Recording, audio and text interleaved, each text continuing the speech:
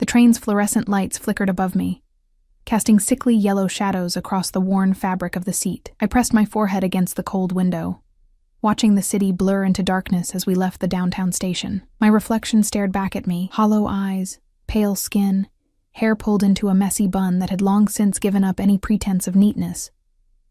3 double shifts in 4 days at the diner had reduced me to this, a ghost of myself, held together by caffeine and sheer stubborn will. The smell of stale coffee and grease clung to my uniform, no matter how many times I washed it. My feet throbbed in my cheap sneakers, and my lower back sent sharp complaints up my spine with every slight movement. I'd spilled hot coffee on my wrist during the dinner rush. The angry red mark still stung beneath the bandage I'd hastily wrapped around it in the bathroom. Tips had been decent tonight, at least. $243, most of it crumpled singles and fives that I'd counted 3 times before stuffing into my bra. The rent was due in 5 days, and Mrs. Chen didn't accept excuses anymore. The train car was nearly empty at this hour, past midnight on a Tuesday. A homeless man slept across 3 seats near the front, his belongings piled in garbage bags beside him. An elderly woman with a church hat sat primly near the middle, her hands folded over a worn Bible. And then there was the man in the expensive suit. I noticed him immediately, though I tried not to stare. He sat 4 rows ahead on the opposite side of the aisle, and everything about him screamed wrong for this train, this hour, this neighborhood. His suit was charcoal gray, perfectly tailored to broad shoulders that filled the space with an almost predatory confidence. Even from behind, I could see the quality in the fabric, the kind of suit that cost more than I made in 6 months. His hair was dark, cut with precision, and his hands, God, his hands, rested on his thighs with a stillness that felt dangerous. He wasn't alone. 2 men sat nearby, one in front and one behind him, both wearing dark clothing that bulged slightly at the sides in ways that made my stomach clench. They didn't speak, didn't move, just sat there like statues, their eyes constantly scanning the car with a vigilance that made the air feel thick. I pulled my gaze away, my heart beating faster than it should. None of my business. I had enough problems without noticing men who clearly existed in a world so far removed from mine that we might as well be different species. The train lurched, and my eyes grew heavy. I'd been awake for almost 20 hours, and the rhythmic clacking of wheels on tracks was pulling me under like a lullaby. I fought it.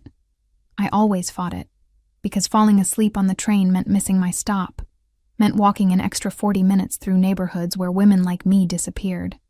But my body was betraying me. Exhaustion pressing down on my chest like a physical weight. Just 5 minutes, I told myself. I'd rest my eyes for 5 minutes. The darkness swallowed me whole. I woke to warmth.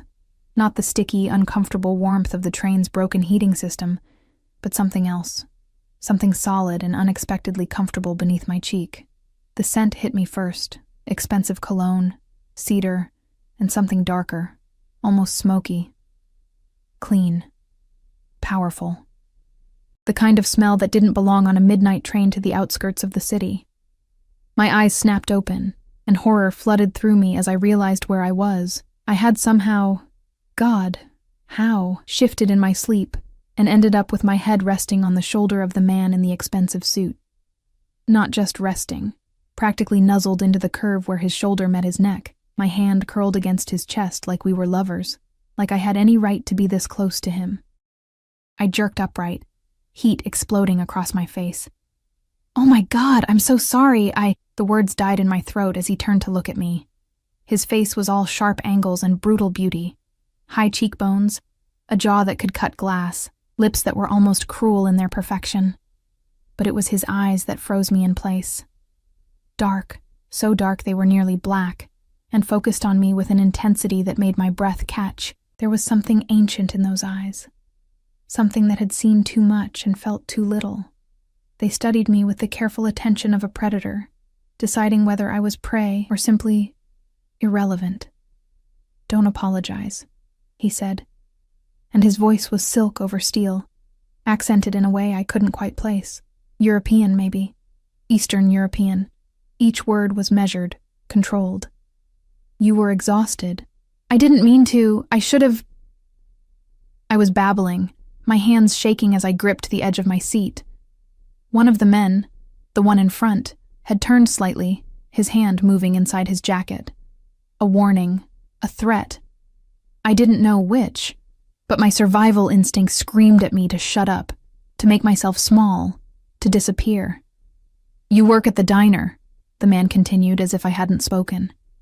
It wasn't a question. "On 5th and Morrison, you take the late shift 3 times a week." Ice water dumped down my spine. "How do you—" "I notice things." He straightened his suit jacket with one hand, and I saw the glint of gold at his wrist. A watch that probably cost more than my entire life. Particularly when something catches my attention. The train was slowing down, my stop. I needed to get off this train, to get away from this man and his guards, and the way his words felt like a trap closing around me. But I couldn't move. His gaze held me pinned like a butterfly to a board, and underneath my fear was something else, something I didn't want to name. "This is my stop," I managed, my voice barely above a whisper. "Is it?" He tilted his head slightly, and I saw something flash across his face. Amusement, maybe, or curiosity. "What's your name?" I shouldn't tell him. Every instinct I had screamed at me to run, to disappear into the night and never look back. But my mouth betrayed me, the word falling out before I could stop it. "Emma," I breathed. "Emma Chen." His lips curved into something that wasn't quite a smile. "Emma." He said it like he was tasting it, rolling it around in his mouth to test the flavor. "I'm Alexei." The train doors hissed open, cold air rushed in, sharp with the smell of rain and diesel. I stood on shaking legs, my bag clutched to my chest like a shield. The 2 guards were watching me now, their faces blank but their bodies tensed, ready to move if their boss gave the word. "It was nice to meet you," I said, because what else could I say? "Sorry I drooled on your $1,000 suit. Please don't have your men kill me for the $243 in my bra." I stumbled toward the doors, my feet clumsy with exhaustion and adrenaline. I was almost there, almost free, when his voice stopped me. "Emma." I turned, unable to help myself. He was standing now, and God, he was tall. Taller than I'd realized, with a presence that seemed to fill the entire car. The overhead lights caught the planes of his face, making him look almost otherworldly. Beautiful and terrible all at once. "Be careful walking home," he said softly. "It's not safe for a woman alone at this hour." There was something in his voice that made my skin prickle. A warning? A promise? I didn't know, and I didn't want to find out. I ran. The platform was empty except for a few stragglers, and I moved quickly toward the stairs, my sneakers slapping against concrete. My heart hammered against my ribs, and I couldn't shake the feeling of those dark eyes watching me, even though I knew he was still on the train, probably already forgetting about the exhausted waitress who'd used him as a pillow. The walk home took 35 minutes. I counted everyone, my hand wrapped around the pepper spray in my pocket, my eyes darting to every shadow. The neighborhood got worse the closer I got to my apartment. Graffiti-covered walls, broken streetlights, the occasional sound of shouting from behind closed doors. But it was home, or at least the closest thing I had to one. A 5th-floor walk-up with paper-thin walls and a radiator that only worked when it felt like it. I climbed the stairs slowly, my body screaming in protest. The hallway smelled like cooking oil and cigarettes, and I could hear Mrs. Patel's television through her door, the tinny sound of a Bollywood movie filtering into the corridor. My apartment was at the end of the hall, 3F, the brass numbers tarnished and hanging slightly crooked. I fumbled with my keys, my hands still shaking, and finally got the door open. The apartment was dark and cold.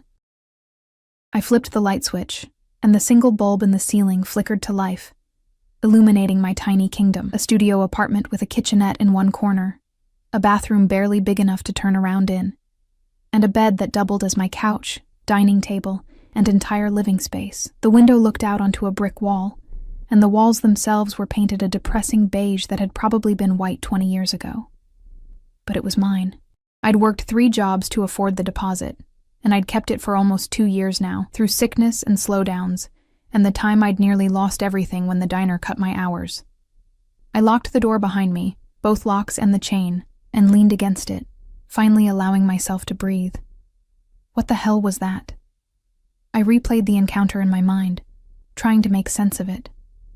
The way he'd known where I worked, the guards with their bulging jackets, the expensive suit and the dangerous eyes, and the voice that made promises and threats in the same breath, Alexei. The name rolled around in my head, foreign and dark. I'd never seen him before tonight, I was sure of it. I would have remembered someone like him. You didn't forget men who looked like they could buy and sell your entire world before breakfast. I peeled off my uniform, wincing as the fabric stuck to the burn on my wrist. The apartment was freezing. The radiator was dead again, so I pulled on my warmest pajamas and crawled into bed without bothering to shower. Tomorrow. I'd deal with everything tomorrow. Sleep came quickly, dragging me down into dreams filled with dark eyes and the scent of cedar. I woke to sunlight. Wrong. That was the first thought that filtered through my sleepy brain. Wrong. Wrong. Wrong. My apartment never got direct sunlight.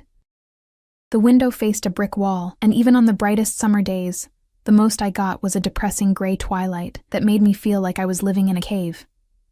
But this light was golden, warm, streaming through what felt like a massive window. And the bed. I sat up so fast my head spun. This wasn't my bed. This was a bed fit for royalty, with a mattress so soft I felt like I was floating and sheets that felt like silk against my skin. The room around me was enormous, easily 10 times the size of my entire apartment. High ceilings with crown molding, walls painted a soft cream color. Furniture that looked like it belonged in a museum.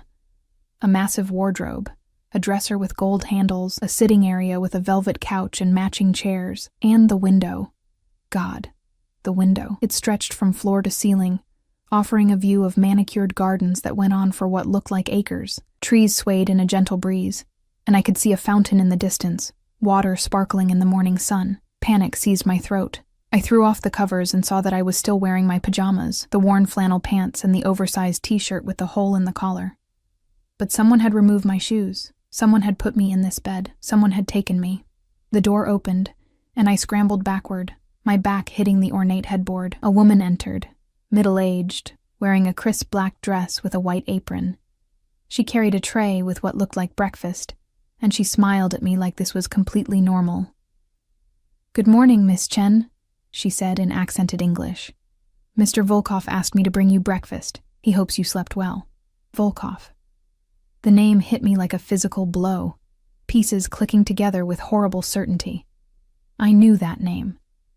Everyone in the city knew that name, even if they pretended not to. Alexei Volkov, the Volkov family, the Russian Bratva that controlled half the city's underground. Drugs, weapons, protection, anything you could think of that existed in the shadows. And I had fallen asleep on the shoulder of the man who sat at the very top of that dark empire. Where am I? My voice came out as a croak. How did I get here? The woman set the tray on a small table near the window. "You're at Mr. Volkov's estate. He brought you here last night after you fell asleep on the train. He was concerned for your safety. He kidnapped me." The words were sharp, edged with the hysteria bubbling in my chest. Her smile never wavered. "Mr. Volkov prefers to think of it as ensuring your well-being. Your neighborhood is very dangerous at night, particularly for young women. He simply wanted to make sure you were safe."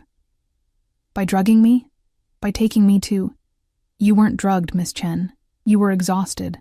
You fell asleep again almost immediately after the train stopped." She gestured to the breakfast tray. "Please, eat. Mr. Volkov will want to speak with you soon, and he prefers his guests to be comfortable and well-fed." She left before I could respond, the door clicking shut behind her with a finality that made my stomach drop. I was trapped, in a mansion, with a man who commanded an army of criminals, a man whose single word could end lives, who existed so far above the law that he might as well be untouchable.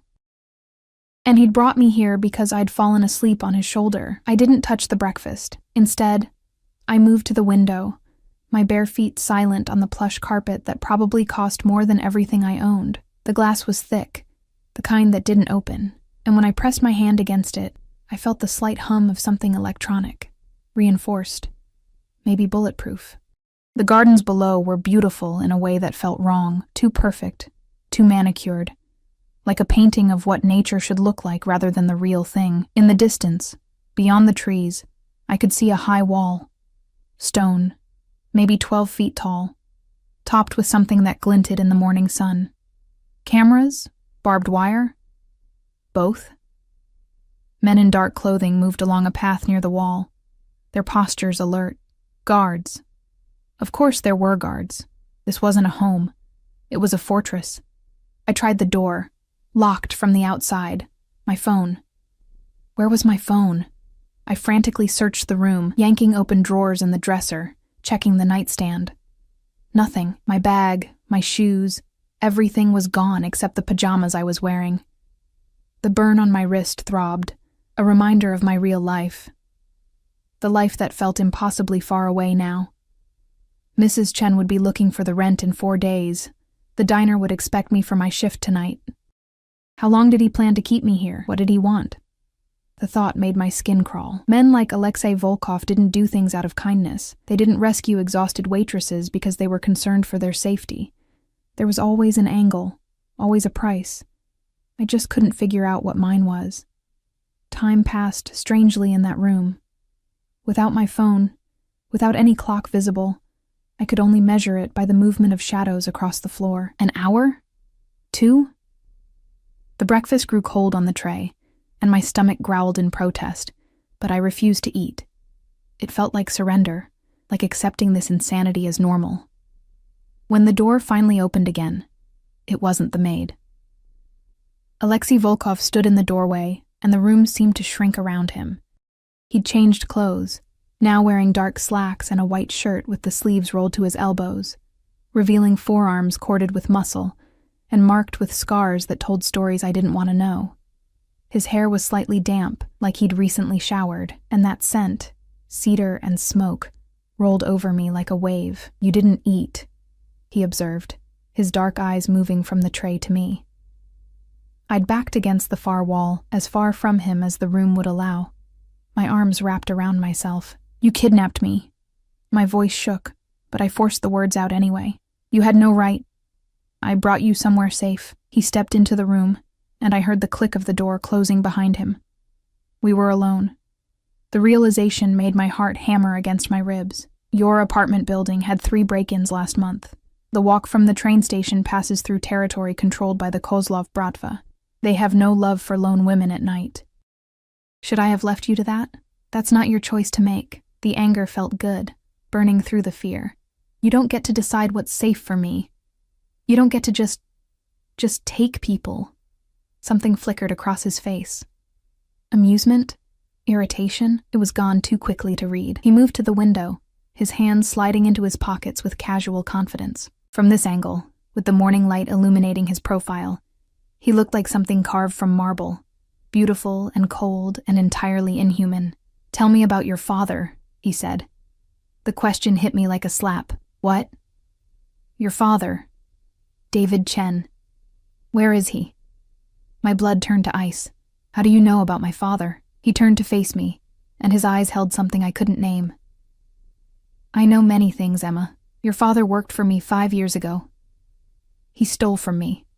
A significant amount of money and information that cost me considerably more than the money itself." The room tilted. I groped behind me for support, my hand finding the wall. No, that's not. My father was a restaurant supplier. He traveled for work. He laundered money," Alexei interrupted, his voice matter of fact. "He moved cash through various businesses, including restaurants. He was very good at it, until he decided to help himself to $2 million of my money and sell information about my operations to a rival organization." I shook my head violently, but pieces were clicking into place with horrible clarity, the way my father had always had cash, even when he claimed the business was struggling. The strange hours, the phone calls he'd taken in another room, his voice dropping to a whisper, the way he'd left 5 years ago, claiming he had to go overseas for an extended business trip, and then, "He disappeared," I whispered. 5 years ago. We never heard from him again." "Yes." Alexei moved closer, and I pressed harder against the wall, but there was nowhere to go. He stopped a few feet away, close enough that I could see the small scar above his left eyebrow. the exact shade of his eyes. Not quite black, but the deepest brown I'd ever seen. He ran. I've been looking for him since, but he's very good at hiding. I don't know where he is. The words tumbled out desperately. I swear, I haven't seen him in 5 years. I don't know anything about money or organizations or any of this. Please, you have to believe me. I do believe you. His hand came up, and I flinched, but he only tucked a strand of hair behind my ear, his fingers ghosting against my cheek. The gentleness of the gesture was somehow more terrifying than violence would have been. You were 18 when he left, a child. He abandoned you and your mother to face the consequences of his actions. My mother. God, my mother. Where's my mother? Is she safe? He assured me. She remarried 2 years ago. She lives in Seattle now with her new husband and his children. You haven't spoken to her in 6 months. The surveillance was suffocating. He knew everything. Every detail of my pathetic life laid out for his examination. Then let me go. I can't help you find him. I'm useless to you. His hand dropped, but he didn't step back. You're not useless, Emma. You're leverage. The word hung between us like a knife. He won't come for me, I said, my voice breaking. He left us. He doesn't care about me. Perhaps.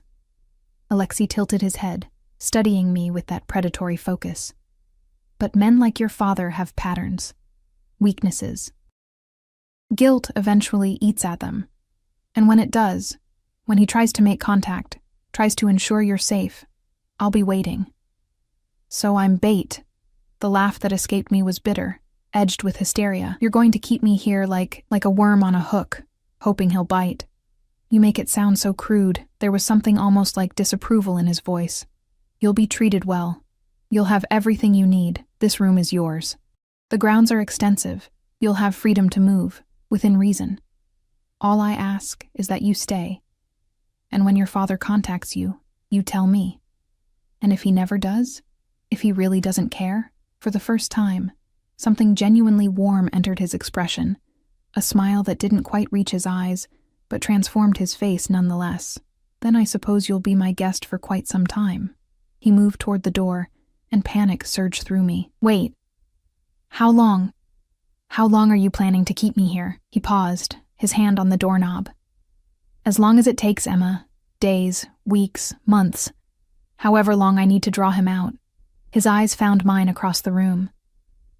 I suggest you get comfortable. The door closed behind him with a soft click, and I heard the lock turn. I slid down the wall, my legs giving out, and wrapped my arms around my knees. This couldn't be happening. This was the kind of thing that happened in movies, in news stories about other people, not to waitresses who just wanted to pay their rent and survive another day. But it was happening. I was trapped in a mansion with a man who commanded criminals, who knew everything about me, who planned to use me as bait to catch a father who'd abandoned me 5 years ago. And the most terrifying part, the small, traitorous part of my brain that had noticed how gentle his touch had been, how the light had caught in his dark hair, how his presence had made me feel something other than invisible for the first time in years. I hated that part of myself almost as much as I hated him. The days began to blur together. I was given clothes, expensive ones that fit perfectly, which meant he'd had my size all along. Had he planned this? The thought made me sick. Dresses, slacks, soft sweaters in cashmere and silk. Everything in muted colors, cream, gray, navy, as if he was trying to erase me, make me into something that fit his world. I refused to wear them at first, staying in my pajamas like a stubborn child. But on the 3rd day, when the maid, her name was Irina, brought a tray of food and found me still in the same clothes, she'd clucked her tongue with such genuine distress that I'd felt guilty. Mr.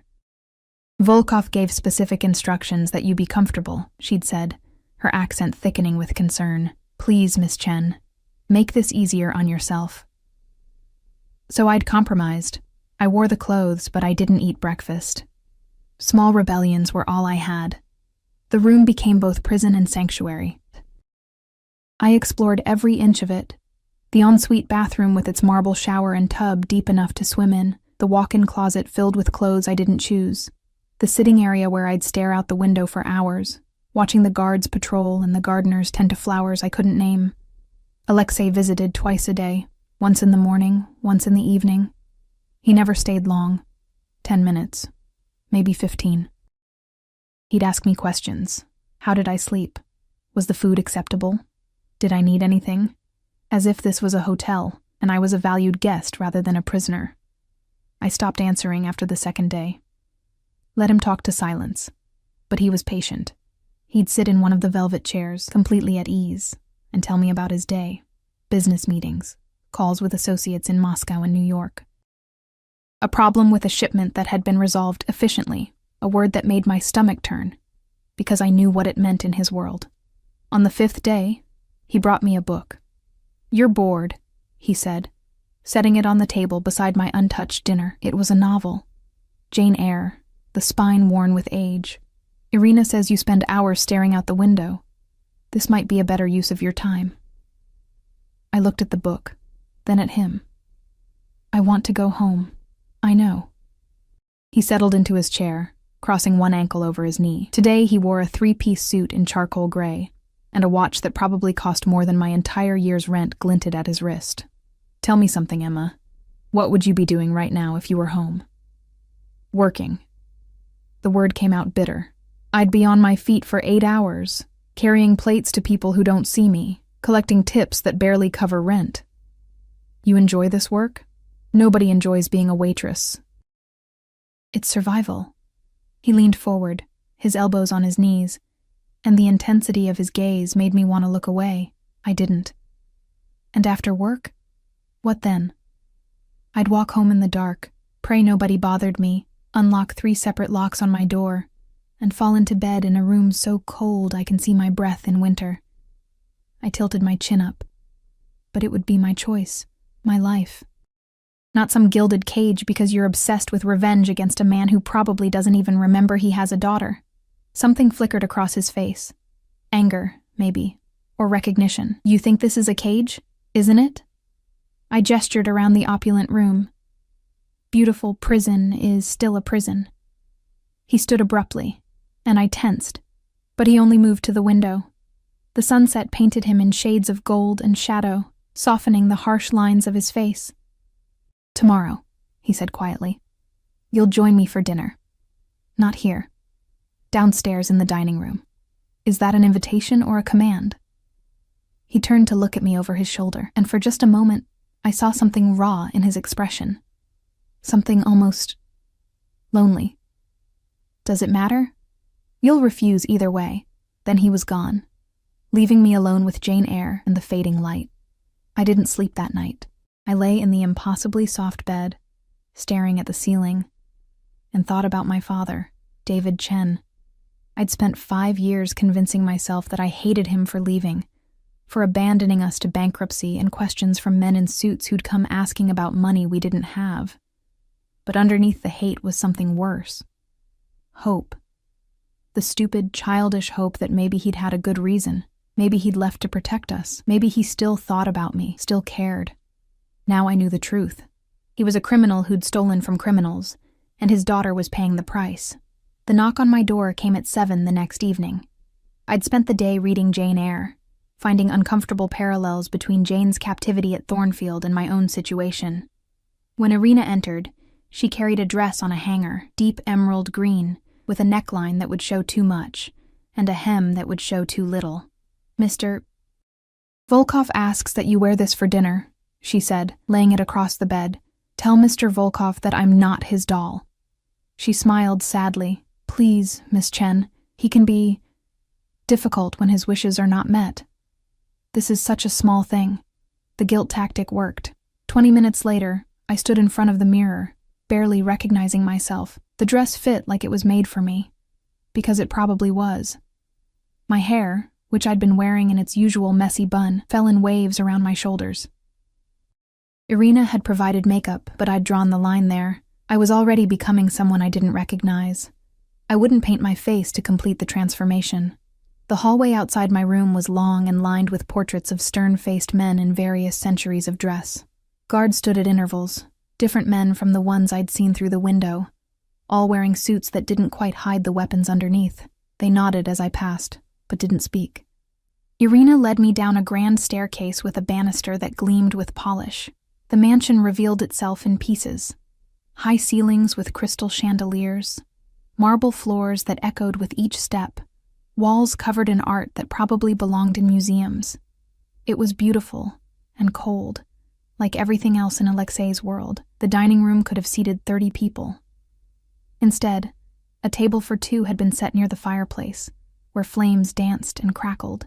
Silver candlesticks, china so delicate it looked like it would shatter if you breathed on it. And Alexei, standing near the window with a glass of something amber in his hand.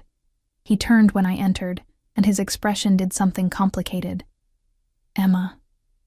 My name was almost reverent. You look like someone I'm not, I finished coldly. But his eyes said something different. They traveled over me slowly, and I felt that gaze like a physical touch. When they met mine again, there was heat there. Possession. Something that made my breath catch despite my anger. Sit, he said, gesturing to the chair nearest the fire. Please. I sat because my legs felt suddenly unsteady, and I hated myself for it. Dinner was served by silent staff who appeared and disappeared like ghosts. Course after course of food I couldn't name. Delicate fish with sauces that probably cost more than my weekly grocery budget. Vegetables arranged like art. Wine that tasted like liquid velvet. I forced myself to eat, my stomach finally overriding my stubborn pride. Alexei watched me throughout, barely touching his own food. He'd shed his jacket, and the white shirt beneath revealed the powerful lines of his body. A body built for violence, I reminded myself, for control. You're staring, I said, reaching for my water glass. You're beautiful. His directness was unnerving. No games, no pretense. Just raw statement of fact. I've thought so since the moment I saw you on that train, exhausted and invisible to everyone except me. You didn't see me before that night. I took a sip, needing something to do with my hands. Did you? A slight smile curved his lips. I saw you 3 weeks before. You spilled coffee on a customer who'd grabbed your wrist. You apologized even though he was the one at fault. I was having a business meeting at the restaurant across the street. I watched you through the window and thought, that woman is breaking herself for people who don't deserve her breath. The confession made my skin prickle. 3 weeks. He'd been watching me for 3 weeks. That's not romantic.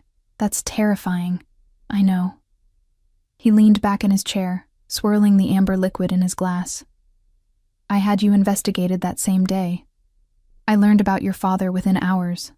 About his betrayal, his theft. Do you know what I thought when I discovered David Chen's daughter was serving coffee for minimum wage? I didn't want to know, but I asked anyway. What? I thought, here is my revenge and my salvation in one. His eyes were dark fire. Your father took from me. You would be the payment of that debt. Simple, clean. But. There had to be a but. The intensity in his gaze promised complications. But then I saw you fall asleep on the train. He set down his glass with careful precision. You used me as a pillow, Emma. This body that men fear. This shoulder that has borne the weight of an empire built on blood. You curled against it like it was safe. Like I was safe. My throat tightened. I was exhausted. It didn't mean anything. It meant everything. He stood, and suddenly he was beside my chair, one hand on the carved wood back, leaning down until I could feel the heat of him. When was the last time someone made you feel safe? When was the last time anyone protected you, cared whether you ate or slept or survived another day? That's not... My voice cracked. You can't just kidnap someone and call it protection. Can't I? His hand moved to my face, cupping my jaw with a gentleness that belied the calluses on his palm. Your landlord is a predator who raises rent whenever he needs money. Your boss steals from your tips. The men in your neighborhood look at you like prey. But here, his thumb traced my cheekbone, and I hated how my body leaned into the touch. Here, you eat food prepared by a chef. You sleep in a bed fit for royalty. You're guarded by men who would die before they let harm come to you. Tell me, Emma, which life is truly the cage? I jerked away from his touch, Standing so abruptly, my chair scraped against marble. The one where I don't have a choice. You don't get to rewrite reality because you've convinced yourself this is noble. You took me because you wanted leverage against my father. Everything else, the clothes, the room, this dinner, it's just dressing up the truth. His jaw tightened, the only sign I'd struck a nerve. You're right. I took you for leverage. But I keep you because... He stopped, something flickering behind his eyes that looked almost like uncertainty. Because what? I challenged. Because when you look at me, you don't see the monster. His voice dropped to barely above a whisper. Everyone in my world sees what I've built, the power, the fear, the blood, but you? You see the man who let a stranger sleep on his shoulder, and I find I'm not ready to lose that. The vulnerability in his confession scared me more than his threats ever could. This wasn't supposed to happen. He was supposed to be simply evil, straightforward to hate. But the man standing before me looked lost, and something in my chest twisted painfully. I want to call my work, I said instead, redirecting desperately. They'll think I abandoned my job. I need the money, I've handled it. He moved back to his chair, and the moment of rawness was gone, replaced by cool efficiency. I sent word that you had a family emergency and needed extended leave. Your position will be held for you. You can't just... I can. I did. He drained his glass. Your rent has been paid through the end of the year. Mrs. Chen received a cashier's check with a note explaining you'd come into a small inheritance. I stared at him, my mind reeling. You're erasing my life. I'm removing the obstacles that kept you trapped in survival mode. He met my gaze squarely. When you eventually leave here, if you leave, you'll have choices you never had before. Money saved. No debt hanging over you. Freedom to decide what you actually want, rather than simply enduring what life forces on you. I don't want your blood money. The words came out harsh. My money is no more stained than the tips you earned serving men who undressed you with their eyes. His voice was cold now, businessman rather than the almost vulnerable man from moments ago. At least I'm honest about what I am. We stared at each other across the candlelit table, and I felt something shift between us. Dangerous territory. The kind where captor and captive started to blur, where Stockholm Syndrome wrapped its tendrils around common sense. I want to go outside, I said finally. You said I'd have freedom to move within the grounds. I want that. Tomorrow. Something that might have been relief crossed his face. I'll arrange it, but he held up a hand when I started to interrupt. You'll have a guard, non-negotiable. The estate is secure, but I don't take chances with what's mine. I'm not yours. His smile was predatory. Aren't you? You're wearing the dress I chose, eating the food I provided, sleeping in my house, under my protection. Your father made you mine the moment he stole from me. Everything else is just details. I wanted to argue, to throw the words back in his face, but exhaustion swamped me, emotional this time rather than physical. I was so tired of fighting, of being angry, of holding myself rigid against the gravitational pull of this man and his dark empire. I want to go back to my room, I whispered. He stood immediately, offering his hand like a gentleman at a ball, rather than a man who'd orchestrated my captivity. I'll walk you. That's not necessary. No, he agreed. But I want to. I ignored his hand and walked toward the door. He followed at a respectful distance, and somehow that was worse than if he'd tried to touch me. The mansion felt different at night, shadows pooling in corners, the artwork seeming to watch with disapproving eyes. Guards nodded as we passed. Staff disappeared into doorways. Everyone in this house moved around Alexei like he was the sun, dangerous and necessary all at once. At my door, he stopped. Emma. I turned, my hand on the doorknob. Your father will surface eventually. Men like him always do. And when he does, I'll have my revenge. His eyes were bottomless in the dim hallway light. But until then, I find I'm in no hurry. Having you here, it's reminded me that not everything must be about blood and debt. What's that supposed to mean? He reached out, tucking a strand of hair behind my ear just as he had that first day. It means you're safer with the monster you know than the world that would devour you. Sleep well. Emma Chen. He walked away, his footsteps echoing on marble, leaving me standing in the doorway with my heart pounding and my mind spinning with thoughts I definitely shouldn't be having about my captor. I locked myself in, though the locks were on the outside too. A reminder that the illusion of control was just that, an illusion. But as I changed out of the emerald dress and crawled into bed, I couldn't stop thinking about the way he'd looked at me. Like I was precious, like I mattered. And God help me, I couldn't remember the last time anyone had looked at me that way. Morning came with Irina's gentle knock and the promise of freedom, however limited. She brought clothes suitable for outdoors, dark jeans that fit perfectly, a soft cream sweater, and a jacket lined with fur, boots that were both practical and expensive. I dressed quickly, hating how good everything felt against my skin, how each piece had clearly been chosen with care. The guard waiting outside my door was new.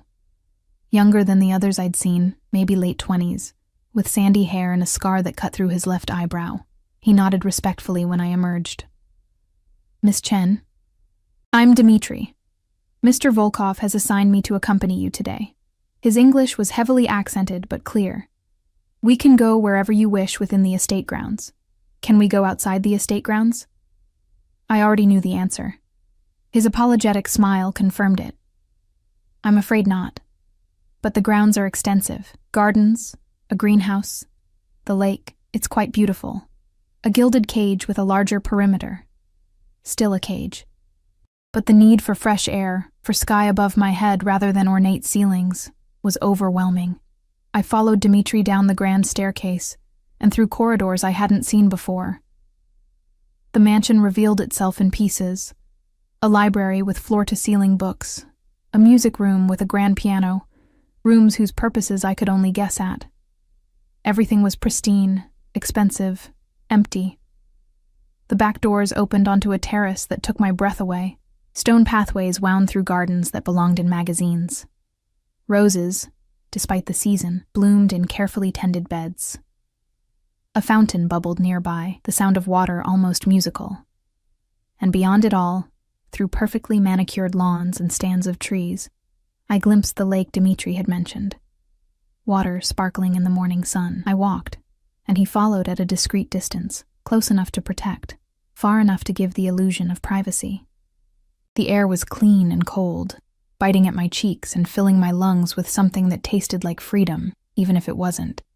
"How long have you worked for him?" I asked, after we'd walked in silence for 10 minutes. Dmitri seemed surprised I'd spoken. "6 years, miss. Since I was 22. "And you're okay with what he does?" A pause. Then carefully. "Mr. Volkov saved my life, my sister's life. We owed debts to very bad men who would have sold her to pay what we couldn't. Mr. Volkov paid the debts and gave me work, gave my sister a chance at university, at a real life." His voice held absolute loyalty. "What he does to protect his people. To build something that lasts. Is it always clean? No. But it's honest, in its way." I thought about that as we walked. How many people in Alexei's empire had similar stories? How many owed him their lives, their loyalty, their willingness to look away from the blood? The greenhouse was massive, glass walls reflecting the sun in blinding fragments. Inside, it was warm and humid, filled with plants I'd never seen before. Orchids in impossible colors. Fruit trees bearing lemons and oranges despite the season, and in the center, a small seating area with wrought iron furniture painted white. Alexei sat there, reading a newspaper, a cup of coffee steaming on the table beside him. My heart did something complicated in my chest. He looked different here, more relaxed.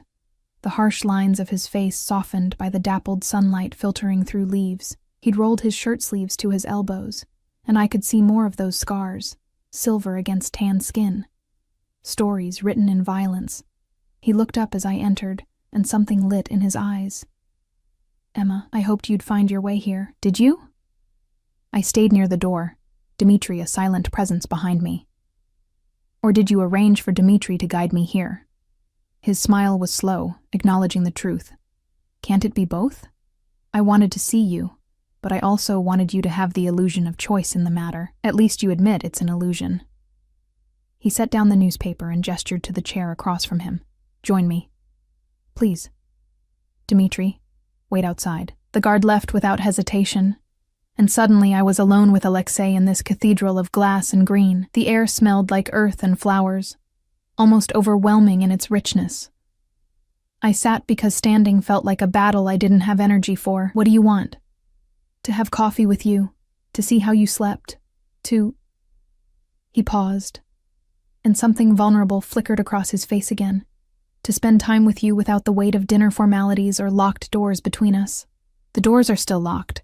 I'm still your prisoner." "Yes." He poured coffee from a carafe into a second cup, adding cream without asking how I took it. He knew. Of course he knew. But perhaps we can pretend for an hour that you're here because you want to be. Why? I took the coffee, wrapping my hands around the warm cup. "Why does that matter to you?" He leaned back, studying me with that unsettling intensity. "Do you know what my life consists of, Emma? Meetings where men lie to my face and I decide whether they die for it. Business that requires constant vigilance because one moment of weakness means war. Women who throw themselves at me because they want what I can buy them, or because they've been told to get close to me for information." His voice was matter of fact, reciting a grocery list of horrors. "And then there's you. You, who fell asleep on my shoulder because you were too exhausted to care about the danger, who argue with me, who look at me with anger rather than fear or calculated desire. You want me to make you feel human?" The laugh that escaped me was bitter. "That's not my job. That's not why I'm here. No. You're here because of your father's sins." He set down his cup with deliberate care. "But what if you could be here for something else? What if instead of prisoner and captor we could be something different?" The implication hung between us, dangerous and tempting. "You mean like the women who throw themselves at you for money?" "No." The word was sharp. "I mean like two people who see each other. Really see each other.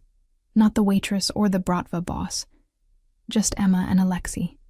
I wanted to laugh, to throw the coffee in his face and tell him he was delusional, but the way he was looking at me, God. The way he was looking at me made something in my chest ache, like I was water, and he was a man dying of thirst.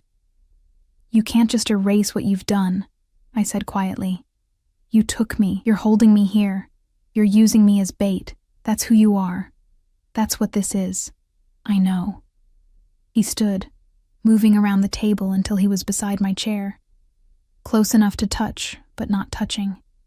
"But I'm also the man who makes sure you eat, who gives you books because you're bored, who lies awake at night, thinking about the way you looked in that green dress, and hating myself for wanting you when I have no right." My breath caught.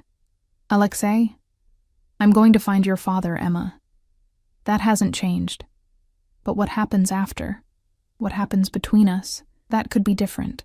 His hand came up slowly, giving me time to pull away. When I didn't, his fingers traced my jaw, tilted my face up to meet his eyes. "Let me court you. Let me show you that I can be more than your captor." "Court me?" The word felt absurd. "You can't court someone you're holding prisoner." "Then tell me what you need. What would make you feel less like a prisoner and more like—" He hesitated. "More like someone choosing to stay." It was the vulnerability in his voice that broke something in me. This man who commanded an empire, who could order deaths with a word, was asking what would make me happy. "I need my phone," I said. "I need to be able to contact the outside world, to know that I still exist beyond these walls." He considered this, his thumb still tracing small circles against my cheek. "If I give you a phone, monitored, I won't lie about that. Will you promise not to call the police? Would they even help if I did?" His smile was grim. "No, I own enough of them. But others might try. Rivals who would love to use you against me. FBI agents who've been trying to build a case for years. You'd be trading one cage for another, and theirs would be far less comfortable. How reassuring," I said dryly. "I'm not trying to reassure you, I'm being honest." His hand dropped, and I felt the loss of his touch like a physical ache. "I can give you a phone, computer access, carefully monitored. But Emma, if you betray me, if you try to use those tools against me, the consequences won't fall on you alone. Your mother in Seattle, her new family, even Mrs. Chen, your former landlord. I protect what's mine, and I destroy what threatens it. The threat was delivered calmly, almost gently, but it landed like a blow. You'd hurt innocent people because of what I do. I'd hurt anyone who poses a risk to my operation. Yes, that's the world I live in. The world your father dragged you into when he stole from me. He cupped my face with both hands now, forcing me to hold his gaze. But I don't want to threaten you, Emma. I want to give you everything. I want to see you smile because you're happy, not because you're pretending. I want you to wear those dresses because you feel beautiful, not because you're playing a role. You want to own me. The words came out as a whisper. Yes. The honesty was brutal. I want to own you the way you've somehow come to own me. I want you to be mine in every way that matters. Body, heart, choice. But I want you to give those things willingly, not because you have no other option. That's impossible. You've made it impossible, have I? He leaned down, his forehead almost touching mine, his breath warm against my lips. Or are you fighting what you feel because you think you should? Because society says you can't want the man who took you, even if that man would burn the world to keep you safe. My hands came up, and I didn't know if I was going to push him away or pull him closer. They rested against his chest, feeling the steady thud of his heart under expensive cotton. This is insane. Yes. His lips brushed my forehead, achingly gentle. But insanity seems to be my destiny where you're concerned.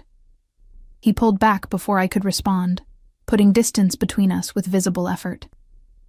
I'll have a phone brought to your room this afternoon, and a laptop. You can call your mother if you'd like. Check your email. Just remember, I'll know every word, every contact. Complete transparency, Emma. That's the price of this freedom. I nodded, not trusting my voice. Now come. He offered his hand. Let me show you the rest of the grounds. The lake is beautiful this time of morning, and I find I'm not ready to let you go just yet. I should have refused, should have walked back to my cage and locked myself in, away from his touch and his words, and the dangerous way he made me feel seen. Instead, I took his hand. His fingers closed around mine, warm and strong, and we walked out of the greenhouse together. Dmitri fell into step behind us, a silent shadow, as Alexei led me down winding paths toward the lake, and for one stolen hour I let myself forget that I was a prisoner. Let myself pretend that the man holding my hand was just a man, and I was just a woman, and the world outside these walls didn't exist. It was the most dangerous thing I'd done since falling asleep on his shoulder. The phone arrived that afternoon, sleek and new, along with a laptop that probably cost more than I'd earned in the past year. True to his word, Alexei had been transparent about the monitoring. A small icon in the corner of each screen reminded me constantly that everything I did was watched. I called my mother first, my hands shaking as I dialed the number I still knew by heart, despite the months of silence between us. She answered on the third ring. Hello? Mom. My voice cracked. It's me. It's Emma.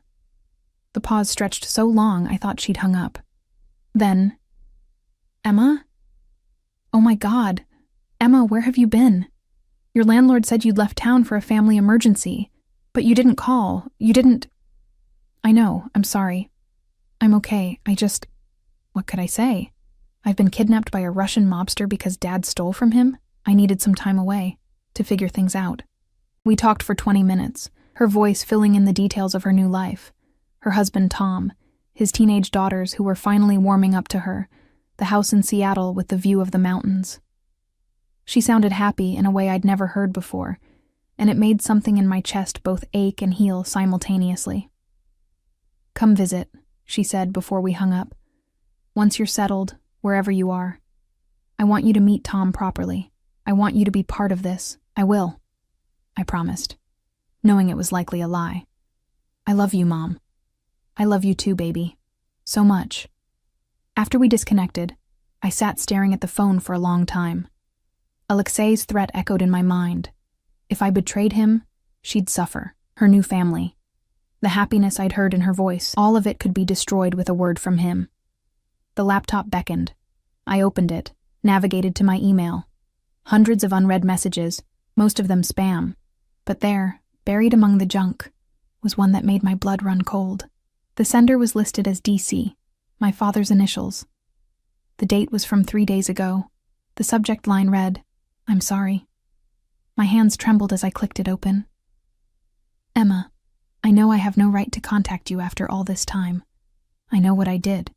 Leaving you and your mother to face the consequences of my choices was unforgivable. But I've been watching from a distance, making sure you're safe, and I've seen that you're no longer at your apartment, that you've disappeared. If Volkov has found you, if he's using you to get to me, I need you to know. I'm coming. I'll turn myself in. I'll face whatever he wants to do to me. But I won't let him hurt you. I'm your father. I failed you once. I won't fail you again. Meet me at the old pier on Miller's Bay, November 20th at midnight. Come alone. We'll figure this out together. I love you. I always have. Dad, the date, November 20th. That was tonight. I stared at the screen, my mind racing. This was it, the moment Alexei had been waiting for, my father surfacing, offering himself up. All I had to do was tell Alexei, and this would be over. I'd be released. My debt, my father's debt, would be paid. But my father would die. I knew that with absolute certainty. Men like Alexei didn't forgive betrayals that cost them millions and nearly destroyed their operations. They took their revenge in blood. A knock on my door made me jump. I closed the laptop quickly, my heart hammering. Come in. Alexei entered, and one look at my face told him everything. What happened? Nothing. I called my mother. It was emotional. He moved closer, his eyes searching mine. You're lying to me. It wasn't a question. He glanced at the laptop, then back to me. What did you find? I could lie. Should lie.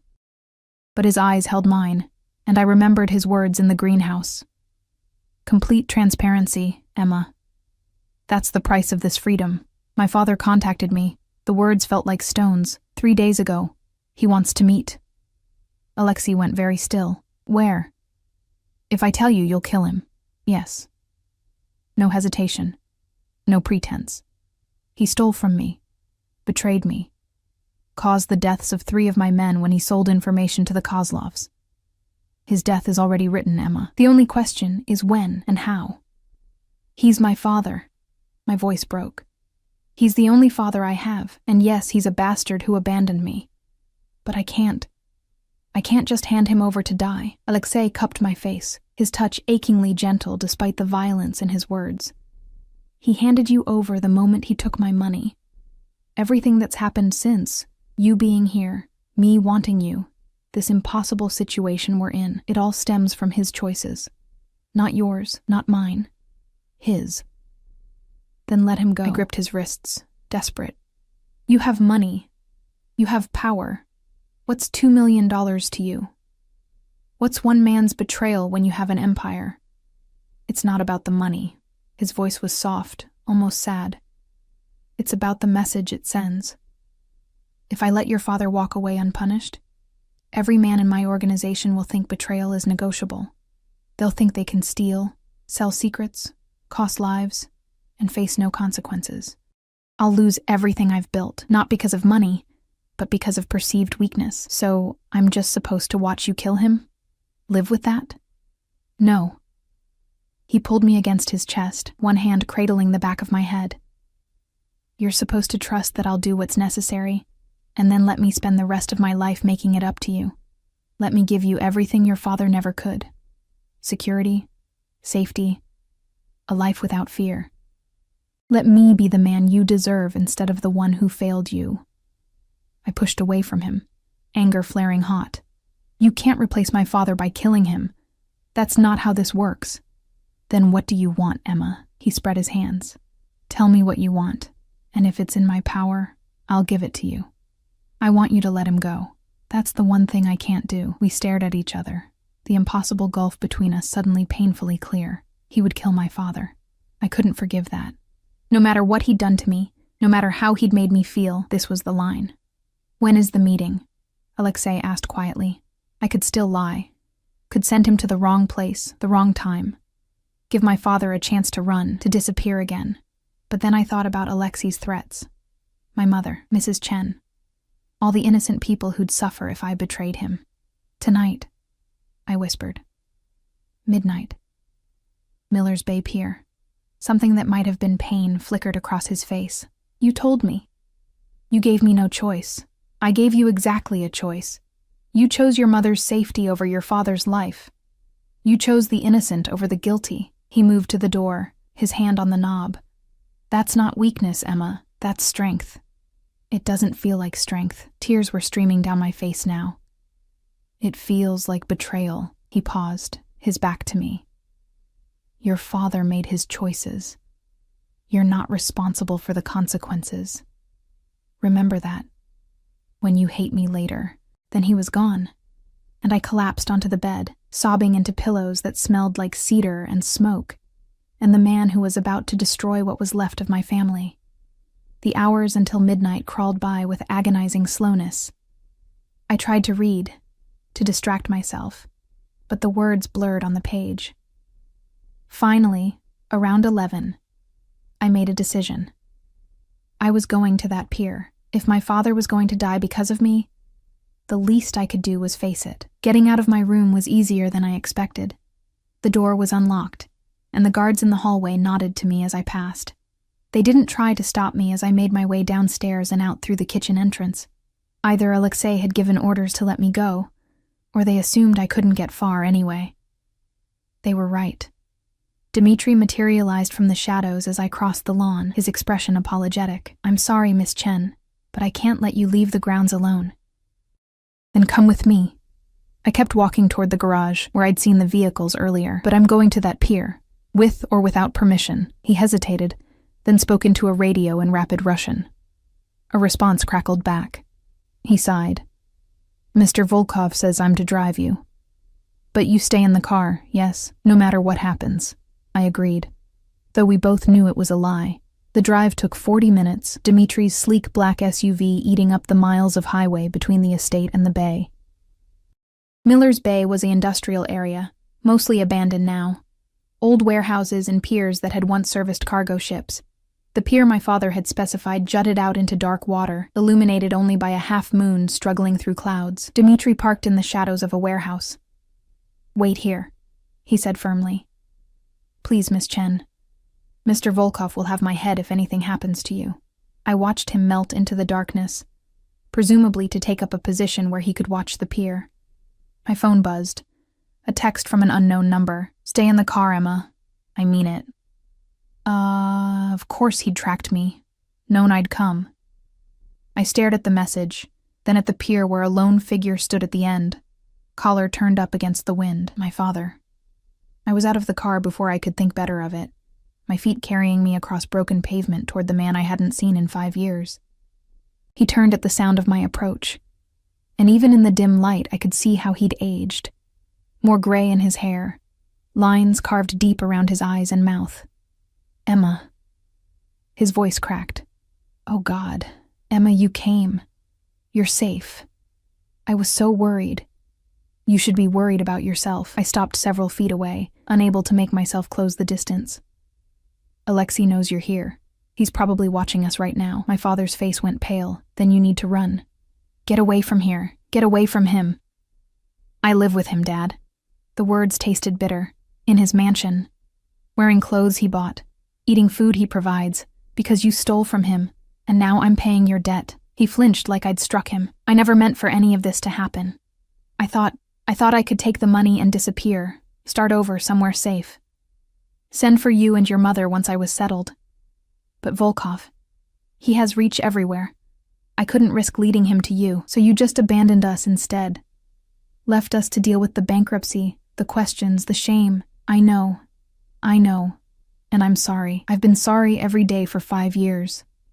He took a step toward me, but I'm here now. Let me fix this. Let me turn myself in, face whatever punishment he wants. Just promise me you'll get away from him. Promise me you won't let him keep you. It's not that simple. Movement in the shadows caught my eye. Figures emerging from the warehouses, surrounding us. Alexei's men. He won't just let me go. And even if he would, I stopped, the truth catching in my throat.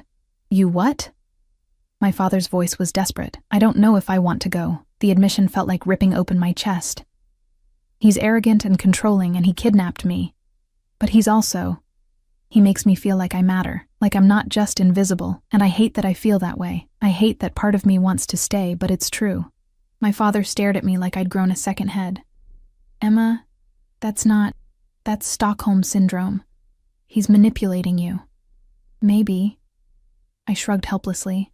Or maybe I'm just so starved for someone to see me that I'll take it even from the monster who's holding me captive. Either way, your choices made this situation, not mine. Then hate me. His voice broke. Hate me for the rest of your life, but get away from him. Please. Before it's too late. Before you can't distinguish between captivity and what? Love? The word hung between us, terrible and true. You think I don't know how messed up this is? You think I haven't spent every day fighting against how he makes me feel? That's enough. Alexei's voice cut through the night, and suddenly he was there, stepping out of the shadows like he'd materialized from them. He wore all black, and in the moonlight, he looked like death itself. David Chen. We finally meet again. My father straightened, facing him with a bravery I hadn't expected. Volkov. I assume you're here to kill me. That was the plan. Alexei moved past me, close enough that I felt the heat of him, and stopped a few feet from my father. 5 years I've been hunting you. 5 years of resources, of men searching, of waiting for you to surface. And here you are, delivered by the one thing I knew you couldn't resist. Your daughter. She had nothing to do with my choices. No. She's simply the one paying for them. Alexei glanced at me, and something in his expression made my breath catch. Which brings me to a dilemma. I'd planned to kill you, to make it slow, painful, a lesson to anyone who thinks about betraying me. But your daughter, he turned back to my father, your daughter asked me to let you go, and I find that I would give her almost anything she asks for. Hope flared in my father's eyes. Then let me leave. I'll disappear. You'll never hear from me again. I'm not finished. Alexei's voice hardened. The money you stole, $2 million. You'll repay it. Every cent with interest. 20% per year for 5 years is, he calculated quickly, approximately $5 million. My father's face fell. I don't have that kind of money. Then you'll work it off. Alexei smiled, and it was terrifying. I have businesses that need managing. Legitimate ones, mostly. Import-export. You'll work for me, under supervision, and every dollar you earn goes toward your debt. When it's paid, you're free to go. And if I refuse, then I kill you here. And Emma watches. Alexei's eyes found mine, and she spends the rest of her life hating me for it, which I find I'm not willing to risk. My father looked at me, then back at Alexei. How do I know you won't just kill me once I'm in your organization? You don't. But you have my word, that as long as you work honestly and don't betray me again, you'll live. It's more than you deserve. Alexei extended his hand. Do we have a deal? The seconds stretched. My father stared at that outstretched hand like it was a snake that might strike. Then slowly he took it. We have a deal. Relief flooded through me so powerfully my knees nearly buckled. Alexei caught me with his free hand, steadying me, and the look he gave me held so much. Possessiveness and tenderness and something that looked almost like love. Thank you, I whispered. Don't thank me yet. He released my father's hand and wrapped an arm around my waist, pulling me against his side. You just agreed to let me keep you. Because if your father is working for me, if he's alive because I allowed it, then you're mine, Emma. Completely and irrevocably mine. The truth of it settled over me like a weight. Or maybe like freedom. I wasn't sure there was a difference anymore. I know, I said quietly. My father looked between us, understanding dawning. Emma. I'll visit you, I told him. Once you're settled wherever Alexei places you. We'll figure out how to be family again. Slowly. That's all I can ask for. His eyes were wet. I'm sorry. For all of it. I know. Alexei's men moved forward to collect my father, And as they led him away, I felt the last threads of my old life snapping. The invisible waitress, the girl struggling to survive. She was gone, replaced by someone I didn't fully recognize yet. "You could have killed him," I said, as we walked back to where Dmitri waited with the SUV. "You wanted to." "Yes." Alexei opened the door for me, his hand lingering at the small of my back. "But I wanted you more. And I'm learning that when it comes to you, I'll compromise things I never thought I could. That's not healthy." "No." He climbed in after me, pulling me across the seat until I was pressed against his side. "But neither is falling for the woman you kidnapped. Yet here we are." "Here we are," I echoed. The drive back to the estate felt different. I wasn't a prisoner anymore. Or maybe I was. But I was a willing one. Alexei's arm stayed around me, his thumb tracing patterns on my shoulder, and I let myself lean into him. "What happens now?" I asked, as the mansion came into view, lit up against the night sky like something from a fairy tale, a dark one, where the prince was a monster, and the princess chose him anyway. "Now?" He pressed a kiss to my temple. "Now I court you properly. I take you to dinners and operas and anywhere else you want to go. I introduce you to my world, not as a prisoner, but as someone who belongs at my side. And eventually, if I'm very lucky, you'll stop fighting what you feel and admit that you want this as much as I do." Arrogant. Honest. He turned my face toward his, and his eyes held promise and threat in equal measure. "I'm not a good man, Emma. I'll never be what society thinks you should have. But I'll protect you, provide for you, worship you. And I'll make sure that every single day you know exactly how much you matter." He kissed me then, and it was nothing like I'd imagined. It was gentle and fierce all at once, claiming and asking permission simultaneously. When he pulled back, I was breathless. "I hate that I want this," I whispered against his lips. "I know." He smiled, and it transformed his face into something almost beautiful. "But you'll learn to accept it. We both will." The SUV stopped at the mansion's entrance.